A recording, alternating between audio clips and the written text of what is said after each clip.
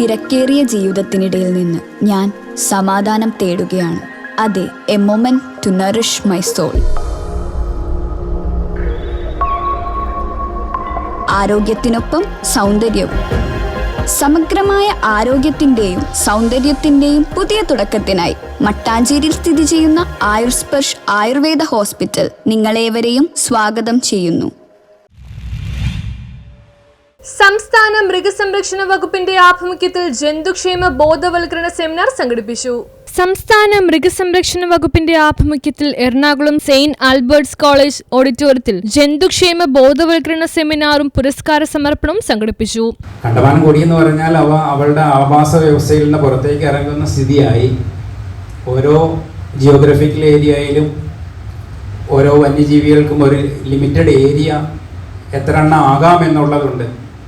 അതിൽ കൂടുതലായി കഴിയുമ്പോൾ പ്രകൃതി തന്നെ കുറച്ച് കൺട്രോൾ മെഷേഴ്സ് വയ്ക്കും. അതല്ലാതെ നാട്ടിലേക്ക് ഇറങ്ങി കഴിയുമ്പോൾ നമ്മുടെ സ്വത്തിനും സ്ട്രേ ഡോഗ്സ് മൂലം കടിയേക്കുന്നവർ, കഷ്ടപ്പെടുന്നവർ, ഇപ്പോൾ ഇതെല്ലാം നമ്മുടെ മുന്നിലുള്ള പ്രശ്നങ്ങളാണ്. അതുപോലെ തന്നെയാണ് അവരെല്ലാം സംരക്ഷിക്കുക മൃഗങ്ങളെ. ഇത് രണ്ടും പ്രകാരമാണ് നമ്മൾ ഇക്വിലിബ്രിയത്തിൽ ബാലൻസ് ചെയ്തുകൊണ്ട് പോകുന്നത് എന്നത് വളരെയധികം ഇമ്പോർട്ടൻ്റ് ആയിട്ടുള്ള കാര്യം തന്നെയാണ്. എല്ലാ തരത്തിലും സുപ്രീം കോടതി തന്നെ സ്ട്രേ ഡോഗ്സിനെതിരായിട്ടൊക്കെ വളരെയധികം ശക്തമായ ഭാഷയിൽ പറഞ്ഞു. College manager Reverend doctor Antony Thoppil seminar ഉദ്ഘാടനം ചെയ്തു. ജില്ലാ മൃഗസംരക്ഷണ ഓഫീസർ ഡോക്ടർ ജി സജികുമാർ അധ്യക്ഷത വഹിച്ചു.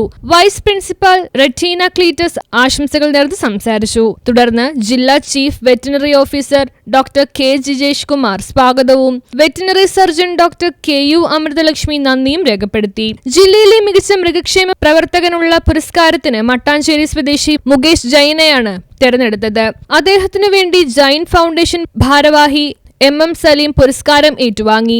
Doctor S Ajith Kumar, doctor Tittu Abraham, doctor P A Saira എന്നിവർ സെമിനാറിൽ വിവിധ ക്ലാസുകൾ നയിച്ചു.